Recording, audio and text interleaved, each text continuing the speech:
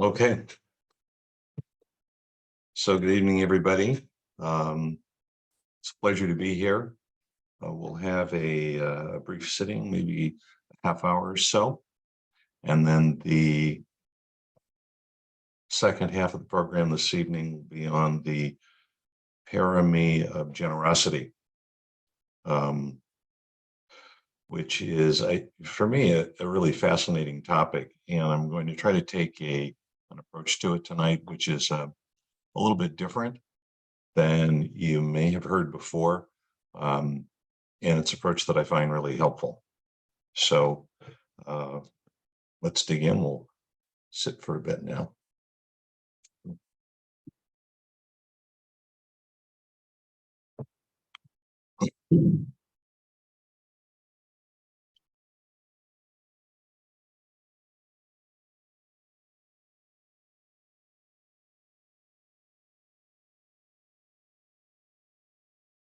So just take a moment to notice that awareness is present and that awareness is something different than what we're aware of. Awareness is something different than what's being observed. So we can have an experience, a reaction, a response to something that comes into our field of awareness.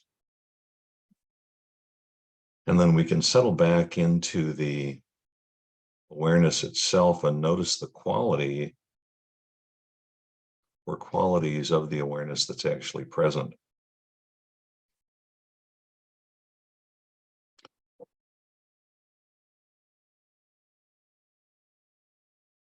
So you can begin whatever you normally do when you're sitting, opening to your body, connecting with sensations, finding a sense of balance. But as we're doing that, noticing the quality of awareness that is holding the experience. So is there a real sense of clarity and sharpness to the experience that's taking place, or is it a little duller, or doesn't have the detail that may be present when awareness is sharper?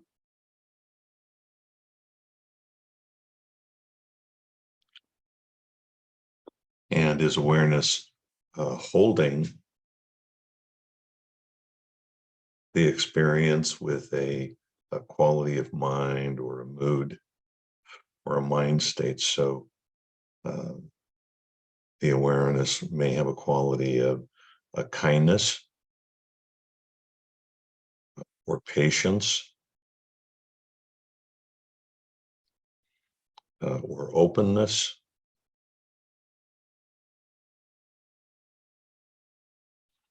And so no need to make a judgment about any of this, but it's really helpful to see it because it influences how we are experiencing what's present, and we may choose to modify or counteract the quality that's present that's not helpful.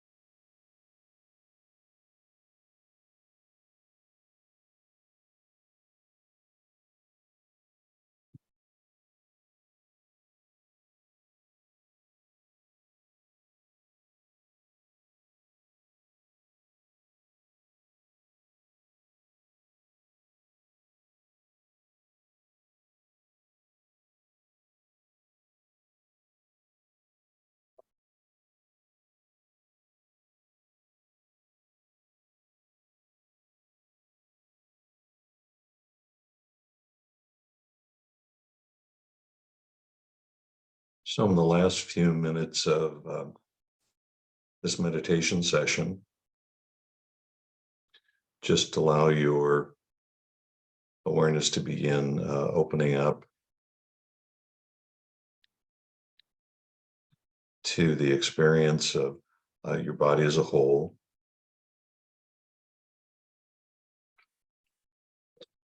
And your body sitting in a chair or on a cushion or a bench in the room. And even without opening your eyes, you can allow the awareness to expand and feel the space of the room and the body in the room. And then whenever you're ready, you can slowly open your eyes, and we'll end this session.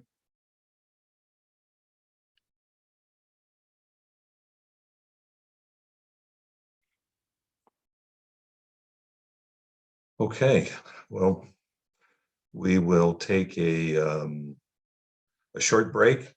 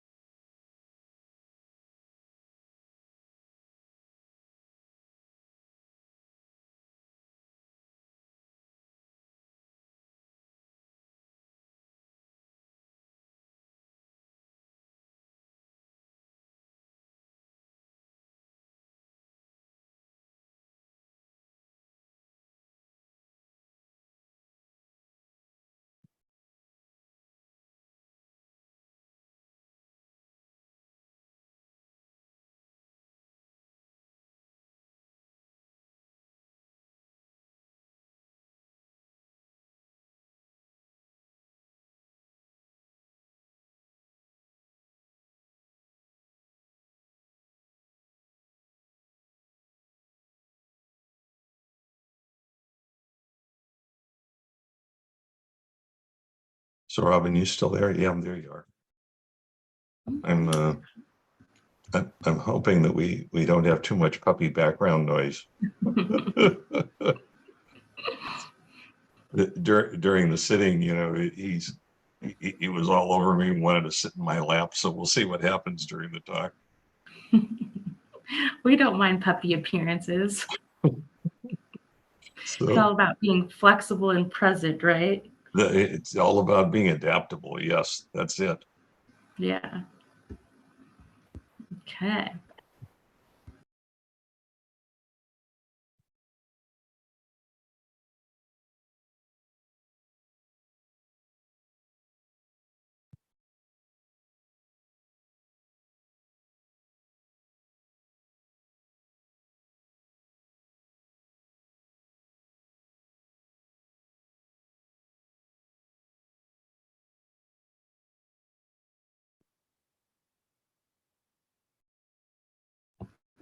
Well, I think everyone's done with the bathroom break if you wanted to go ahead and start. Okay. So let me fix this. Okay, so welcome again, everybody. Oh, so Robin, just to be safe, we're recording, yes? Yes, we're recording. Thank you for the reminder. Good. Okay. So welcome, everybody. It's really a pleasure to be back with you again. And tonight, the topic is on one of the paramis, generosity. And I decided to take, this is a topic that I think you can approach in lots of different ways. And I had like 3 or 4 different approaches or outlines on how to discuss this. So we'll see how this one works. It's kind of a historical look at generosity, Donna, in the context of the original Sangha. So I want to start with just a brief little story, and a number of years ago, I moved over to where I'm living now, and I downsized into a small little place. Um, and so the background is the place that I downsized from. That this was my old part of my old living room. It's probably as big as my whole house now. But my daughter had gotten a house back in an area where we used to live before, and I wanted to be near my grandson. So I live 7 doors away from him now. It's probably the best decision I ever made. So the first year that we were all there together, it's a very kind of old school, tight knit little community. And like with Halloween, it's a very big deal. There's just like lots and lots of kids on the street coming to the doors. And my grandson had gone over to um, kind of a little pod party. There's 6 or 7 families where all the kids had gone to preschool together, and now they're in elementary school together. And so the night was just about over, and it had been like a really busy night. I had purchased a lot of candy, and it was all gone. I mean, it was amazing. I couldn't believe that I had given out that much candy, and I was fairly frugal in the way that I handed it out. So my daughter and my grandson show up, and we're sitting out front, and several neighbor children from maybe 8 doors down come up. And the backstory on this is when we first moved in, I had these 2 little Karen Terriers whose names were Obi and Kenobi. And we were moving everything in and turned around and like, well, where's Obi? And he wasn't in the house. He wasn't in the yard. And it was the first day in the new house. So he didn't know the lay of the land, and he was gone. So my grandson and I started looking for him, thinking that he'd be next door or what have you, and we couldn't find him, and we became kind of a little panicked. So we got in the car, driving very slowly down the street, asking people, and we had about 9 houses down, and there was a little boy in the front yard that we didn't know, maybe 5 or 6 years old, and I rolled down the window and I said, "Hey, have you seen a little black dog, like Toto on the Wizard of Oz?" And the little boy said, "Yeah." I said, "Well, okay. Do you know where he is?" And he said, "Yeah." So I said, "Okay, well, where is he?" He says, "Well, he's in the backyard with my brothers." So I park the car and go in the backyard, and there's 3 brothers, and they're just having a great time. And so's Obi. And I call Obi, and it was kind of like, "Hey, I think I'm going to hang out with these guys for a while rather than go home." They'd already given him a name. They had named him Neil. I have no idea why, but his name was now Neil. So I grabbed him up and took him home. And so this is several months later, and it's Halloween. And these 4 little boys come up to the house, and trick or treat. And I say, "Guys, I'm so sorry. I'm clean out. I gave away all of the candy. I am really apologizing." And they said, "Oh, no big deal. You're close to the last house, and we really made a haul tonight. So no big deal." And they start walking off, and my grandson is watching this. And my grandson sees them walking away, and he says to me, he calls me Poppy. He says, "Poppy, but they saved Obi." And I said, "Well, I know, but we're all out of candy." And he had this great big bag of candy that he had collected. And he runs down the street and stops these 4 little boys and says, "Hey, here, trick or treat. This is for you." And they thought that he was asking them to reach in the bag. And they started to reach in the bag, and he says, "No, no, no." He says, "This is all for you. You saved Obi." And he gave it to him. So that story for me is kind of this pure illustration of generosity, of expressing gratitude by being generous without any limitation on it at all. And mostly importantly, you can just feel the purity of the intention behind the act of giving. And this is really, in the end, if you look at the suttas around generosity, there's all these different formulas and rules and who you should give to, and uh, who you get greater merit by giving to, and the timing, all of these different things, but this is it. This is what it's about. And, one of the measures for these true acts of generosity is when you experience them, they are so nourishing. Just seeing that little boy do that, everybody who was there, it was one of those moments where everybody was like, wow, that's really beautiful. And I'd have people come up for the year after that. I'd have people approach me, neighbors that I didn't even know. They knew him, and talk about it. And that's another thing. One of the measures of this kind of pure Buddhist generosity is that when you reflect on it, it is a source of nourishment and happiness. So, if all of our generosity was that easy, and we know it's not.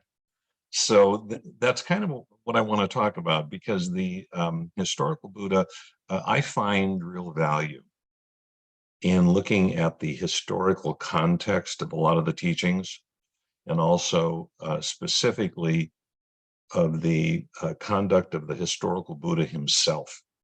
That frequently for me, his actions speak the loudest. So one of the really significant actions for me of the historical Buddha around generosity is that when he would speak to lay audiences, almost invariably, he would begin with a discussion of generosity before he talked about anything else. Before he talked about the Four Noble Truths, or the Eightfold Path, or metta, he would always start with generosity. And when I found out about this, I really wanted to look into it, because if you look at the list of paramis, which are 12 special states of mind which are considered to be critical to spiritual development and eventually to awakening, that you develop these and they act as a path for you. Why would he select generosity and classify that both as the first parami and also the foundational parami for all of the others? So the historical context is, if you go back and look at the time of the historical Buddha, it was an agrarian culture, and sharing and giving was mostly face to face. It was there was little distance between the giver and the receiver. The kind of frequently disconnected, almost abstract nature of giving and sharing that we have in the 20th century, that was just not the case. It was the community was small, and it was agrarian, and there were alms rounds every morning in the community, where the monks and nuns would have a bowl, and they would go through the community, and people would put food in the bowl. So it's face to face and immediate, and it is impossible not to understand the nature of this kind of generosity. Had to do with connection and relationship with the other person, and with the temple or the monastery in the community where people would go to listen to Dharma talks. There was active support in terms of helping the monks and the nuns build, maintain, clean, expand. And once again, just very clear, because it's human to human. You're all working together to create something together. And so the giving, the nature of giving and sharing, um, the consequence of it was obvious. And the interdependence between the giver and the person receiving was not abstract. If the community, and if I, as a member of the community, did not participate in alms rounds, the monks and the nuns would not eat. If, as a member of a small community, if I did not help with the temple or the monastery, the temple or the monastery wouldn't continue. And so the Buddha called this the clearest form of karma, or consequences of our intentions and actions that are visible in this lifetime. That you don't have, there's no waiting. You can see directly that there is a relationship between people, that how we act and what we do has consequences, and that we're interdependent with each other. And this also applied to the idea of the Buddha, the Dharma, and the Sangha. So you had the Buddha himself and the monks and nuns as the conveyor of the teachings, the Buddha. There is the Dharma, the teachings themselves, and then the community.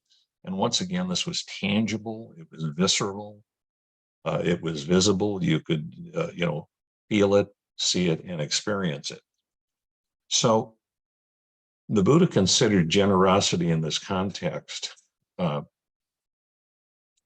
important, not just because the present and continued existence, really, of the teachings and the Sangha was dependent on material generosity, but more importantly, he stressed that having a generous, expansive quality of intention was actually the basis for community cohesiveness, for um, monks and nuns and lay people cooperating and collaborating together to mutually supporting each other, that it was the foundation for fellowship, for conflict avoidance, conflict resolution, and that the spiritual life was dependent on, at its very base, having this kind of generous,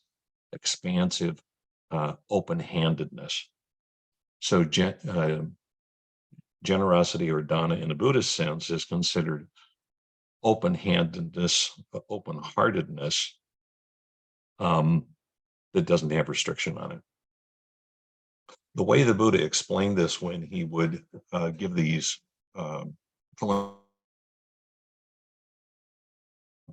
I guess my either my internet service or my computer was not being generous. That's how I'm going to write it off. So okay, so I think where I was I was saying that the Buddha's idea was not just that this was about the material existence of the Sangha, or that in its essence what generosity or dana was about was material, but it was qualities of minds and really giving of yourself. So this idea that generosity or dana as a state of mind, as a quality, was the basis for community cohesiveness, cooperation, mutual support, all of these different things that made not just the community, but the development of spiritual life possible. So in his talks, he gave this little formula, and the formula basically is that if one were to seriously practice generosity, that it leads to ethical relationships, sila, and that naturally leads, sila or ethical relationships, naturally leads to bhavana or to spiritual and meditative development.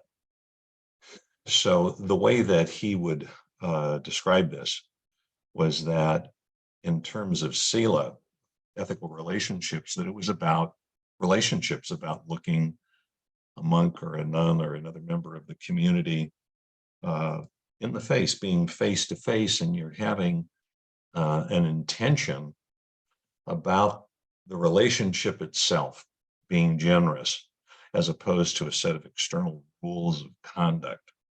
And he would point to the Eightfold Path and the first section, ethical conduct, speech, action, right livelihood, letting go of fixed views and habits that were negative and that were not generous as the vehicle for understanding that.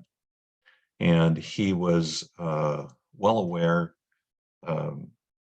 that generosity can be confusing, messy, ego-driven, mixed, that a person can be like very expansive and giving in the morning and very stingy in the afternoon, depending on what the situation is. And that giving frequently involves mixed motives rather than just a pure motive. That it frequently can be confusing in the sense that there's a lot of storytelling or story making up going on, judgment. And he considered this whole phenomena that I've just described as a wonderful, basically, workshop or practice, because it acts as such a mirror that you can see when your urge to share or give is limited or has conditions on it. I went through and I looked at some of the things that he listed in suttas as intentions or urges for giving, and they include giving or sharing with annoyance. That, you know, that basically you feel like you have to, you really don't want to, or that somebody has been bugging you, or an organization is continuing to ask you so that you give. But it's not really true giving in the sense that he's talking about, where you're doing it with an open heart and with an open hand. It's almost as if you're forced to. So you could give out of stupidity. That you have fundamentally, you know, a healthy urge to help someone, but it's not informed by wisdom at all. You know, everything needs to be informed by both wisdom and compassion. So the compassion arises, gee, I want to give, and then the giving is just completely unwise. You might give out of fear. You might give because it's tradition. Once again, not because you really want to, but because your family has a tradition of doing something and you're going to go along with it. That you share or give something in return, that you're returning a favor to the person who is the recipient, or that you're hoping to receive a similar favor, other something in return for your apparent generosity. You might do it to gain a good reputation. You might do it to be born in a good destination in the next life. So none of those he considered to be pure giving, pure open-handedness, pure open-heartedness, in the sense that he's encouraging us to think of as dana. He then listed some that closer to what he had in mind. He says that your intention is to be of help, as long as you don't put the condition on it that the way that you think you're helping is the way that the other person needs the help, so that you're disappointed with the outcome. this was a critical part of his idea of sharing and giving, that it should be without expectation of return or without expectation of result. So anytime that you anytime we give or share something and we're disappointed, you know that there's an expectation, a limitation on the giving. And you know, the one that comes to mind most immediately on this that I've gone through is um, there's several grocery stores, shopping centers close to my house, and there's frequently homeless people, and they'll approach you and ask for things. And I remember earlier in my life uh, being willing to give money uh, with the expectation that the person would do something with it that I now understand I thought was helpful. And so yeah, I'd give them $10 and then get my groceries and leave and come around the corner, and they're at the little liquor store next to a shopping center, walking out with some wine and being disappointed about it.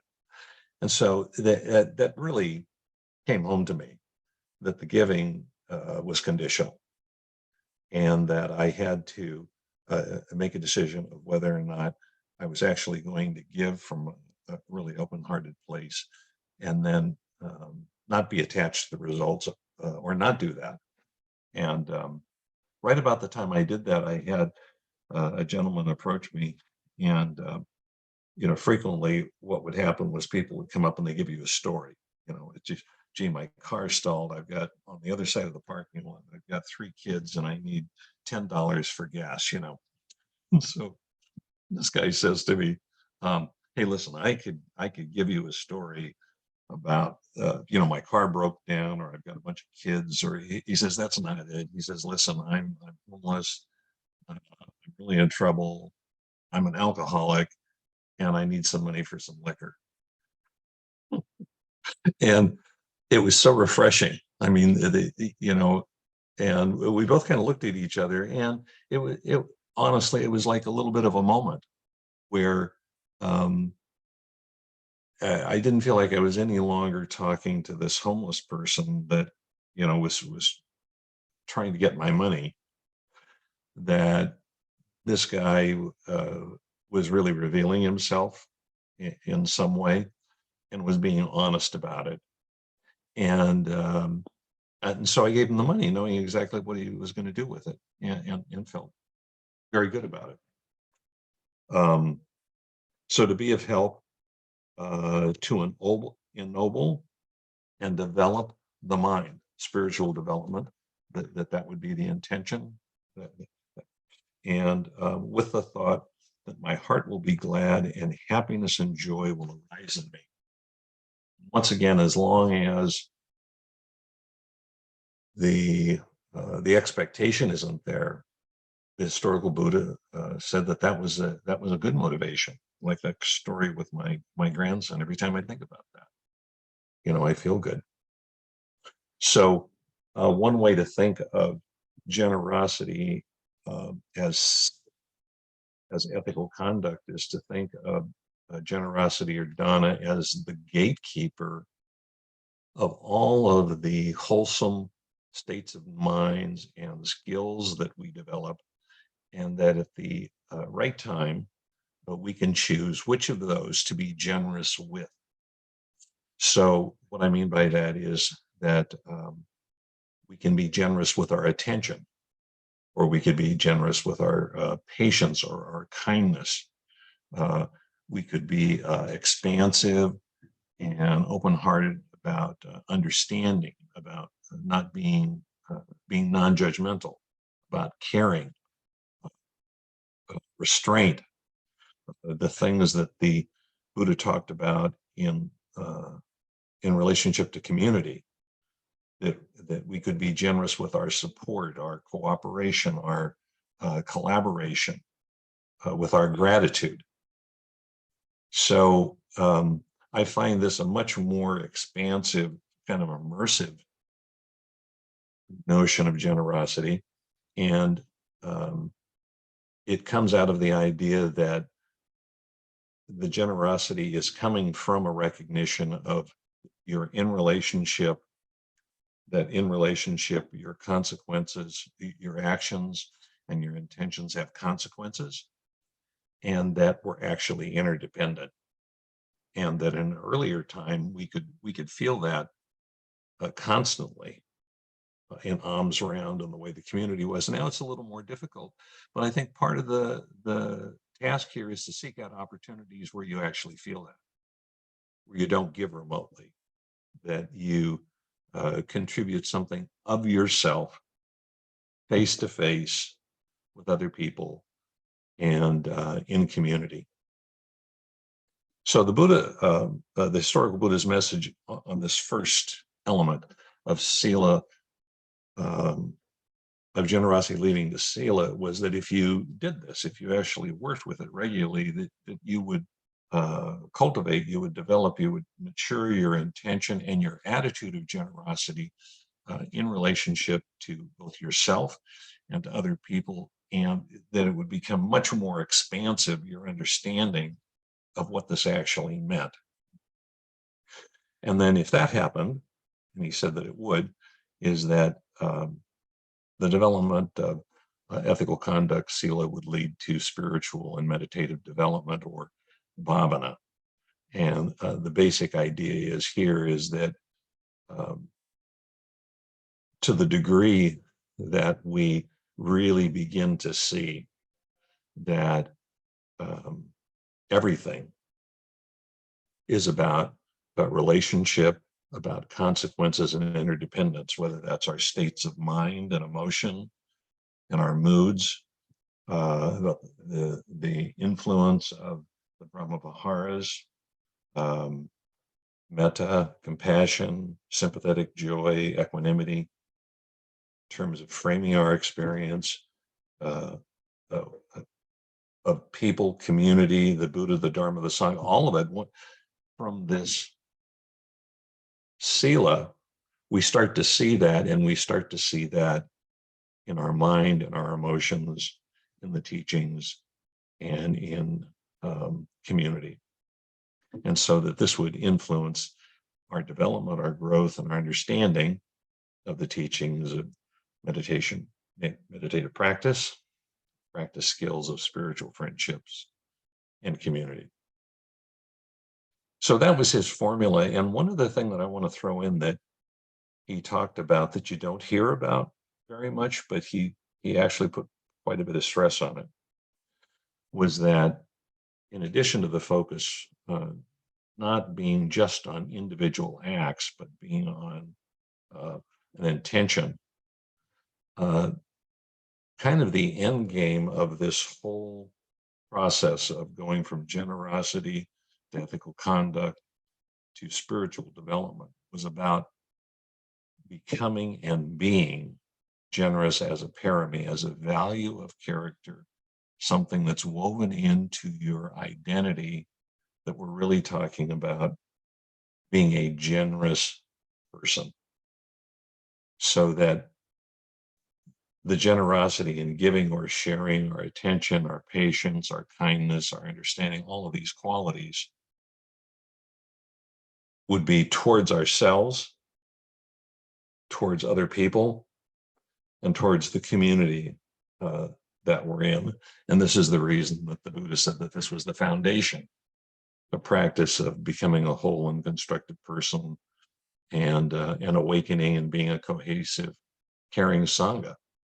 That in the end, what Dharma is about is becoming a generous person. It's about a way of being. And if you actually get that, at least for me, it's really shifted my understanding of Dharma, because it's not I'm giving something to you or I'm giving something to an organization. I'm sharing something that is part of my life, that I am in relationship with you or another person or my Sangha, and that my conduct has consequences and that we're interdependent. So that the notion of generosity or dana becomes much more expansive and interconnected. And the Buddha laid considerable emphasis on the idea that one way that we could develop in this way, that we could move through, we could develop generosity, and then generosity as expressed in all forms of ethical conduct and relationship, and then generosity being a reflection of spiritual development, that a key part of this was how we think. And that we do create the world with our thoughts. Sometimes we create bubbles that we're just trapped in, but we create that as well. So we create the world with our thoughts and assumptions about the world, projections, and then we act on those. So in the same way that he encouraged us to develop metta through reflecting on the value of metta, the value of this kind of generosity in terms of relationship, consequences, interconnection, that we should do this with dana, generosity, regularly, and that we should develop the habit, the ability, and it's an ability, because at least for myself, that you actually have to work at it, because the default is for your mind not to do it, but to develop a habit of pointing the mind with generosity and expansiveness towards ways that bring balance and kindness and collaboration and open-heartedness, and seeing participation in the world as giving and sharing. That is the dynamic. And he would talk about to lay audiences to start with your family, with your relatives, with your friends, and with your sangha. And one of the first things that he was always recommend is giving and sharing food. And I know that we just passed a year anniversary of this injury that I had with my back, and I can tell you that the good wishes of people and the care that was extended to me was really extraordinary. But people showing up with meals that were cooked, it was really significant in a way that's hard to express. And it wasn't that I didn't have to cook dinner. There was something about people preparing a meal for you and bringing it to you that was so significant. And so the historical Buddha would always start with suggesting food and preparing food for others, and that using your whatever wealth you had, whatever money you had, for the benefit and happiness to actually help others to live better and to be happy, and most importantly, to engage in what he called wholesome thoughts, generous and expansive thoughts, ethical thoughts, metta thoughts about your family, your relatives, your friends, and people in your sangha. And he said that if you did that, not just in the giving and the sharing, but afterwards you could reflect on that and have the a very deep sense of happiness and joy and satisfaction in living an ethical life and sharing your life in a true open-hearted, open-handed way. So I think we've got just a few minutes here left where we could if you have comments or thoughts on this, I'd love to hear them and respond to any questions that you might have.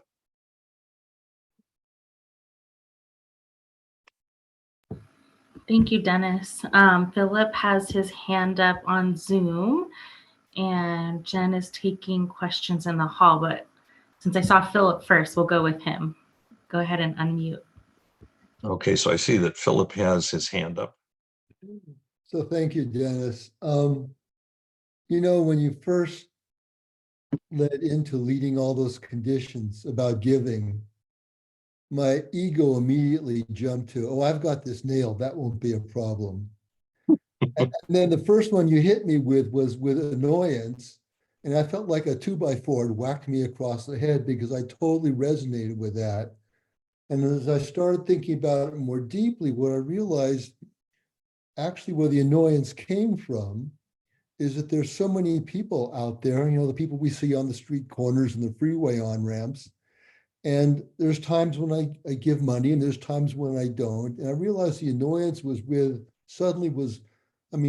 being empathetic about their situation and the plight and why they're there, the annoyance kind of morphed into annoyance with myself for feeling guilty about not giving to more people more often. And that comes up a lot and I'm wondering what your thoughts are about how to get past that. What can I do? What your thoughts are. I'm just interested in hearing your response. Yeah, I think this is a great illustration for me of why the Buddha felt that generosity as a deep continuing practice was so challenging and revealing. Because if you're awake at all, you can feel the mixed motives that you have, or the disappointments or the confusion. It's not subtle, it really acts as a mirror. And on this particular topic, I had said earlier that in the end, all of our choices need to be informed by wisdom and compassion. And, we're just confronted with a situation right now where even those of us who are living relatively modest lives compared to not just many people in this country, but other countries, we're living wonderful lives.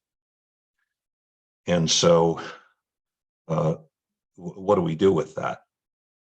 And there is no value in feeling guilty or shame about who we are.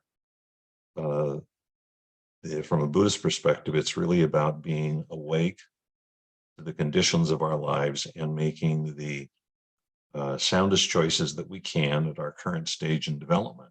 So, the truth of the matter is that if our heart was just wide open all the time, unless you're in an extremely advanced stage of practice, it probably would just overwhelm you and destroy you.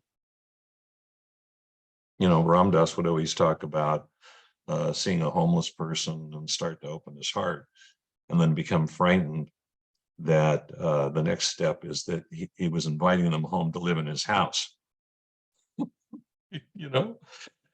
And so it's situational in the sense that we're developing all of these different qualities and trying to learn how do we keep a balanced mind and at the same time have an open heart, but bring wisdom to the way that we actually make the choice. So I don't think that there's an easy answer to it. Other than getting that that's it. Joseph Goldstein, when I was first teaching, he was one of the teachers in my teacher training program, and we were talking about generosity and how confusing it can be. And he said, well, try to take a situation which is your edge and then work with it. And so everybody immediately jumps to all of these kind of big dramatic situations. And he said, no, that's not what I'm talking about. What I'm talking about is, I'll give you an illustration. He says, Just, I'm on retreat, long day of teaching. Somebody comes up to me after a Dharma talk and they say, "Hey, Joseph, I just have a quick question. It'll only take a minute." And Goldstein says, "That's always a danger sign when anybody says that." So he said, I could always feel that come up, this sense of restriction on my role and my deepest desire to be of help. And so I'd watch that and then I'd work with that. So I think it's the same kind of thing. The more that we shrink from placing ourselves in situations involving generosity that create discomfort, actually, the smaller we get. We don't stay the same, we get smaller. So I think you have to be willing to actually find where your edge is and then use it as a practice. And that's the way we grow in Dana and we grow spiritually. That's be my thought. Thank you. Okay. Thank you, Phil. Hi, this is Jen from the Meditation Hall, Hi, Jen. and we do have a question, so I'll pass the mic. Hi, Dennis. It's Catalina. Hi, good evening. And good evening. I struggle with, like, especially around holidays and all those things, in expecting a certain type of thank you. I love giving out things, but then I go like, well, they didn't thank me the way I think they should have. And is that just showing my lack of true generosity? Well, Or did like the monks all look up and say thank you each time? Or I always think of giving and receiving, like you receive the thank you, it's full circle. Otherwise it feels incomplete to me. yeah. But And I so, just need to let go of how I think that should look. That thank you. And that's what I struggle with. That's my edge. yeah, well, I think maybe everybody can relate to that. But and this is where I think kind of the deeper Buddhist perspective on this comes into play, because the deepest perspective of this is that we give or share because we're in relationship, because we're connected, because the way I give, the intention of my heart, has karmic consequences for myself. Is it pointing my heart to balance and development and opening, or is it reinforcing fixed, limited views? And all of that is separate and apart from the effect that it has on the person who's receiving it.